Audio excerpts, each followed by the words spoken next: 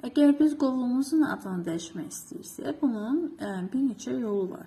İlk növbədə biz menyudan dəyişmək istəyiriksə, yenə həmin qovluğun üzərinə gəlirik.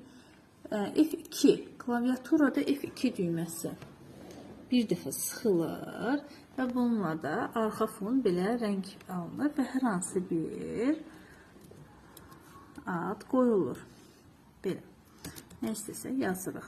Əgər başqa cür dəyişmək istəyirsə, menyudan sağ düymə sıxılır. Açılan menyudan preminavat əmri seçilir. Baxın, bu əmr. Preminavat əmri seçilir. Bu halda yenə həmən ad hissəsinin arxa fonu, yazı hissəsinin arxa fonu mavi rəngi aldıqda, deməli biz adını dəyişə bilərik. Yenə biz istədiyimiz adı yazıb, ən sonda enter düyməsi ilə təsdiqləyirik. Bu qədər.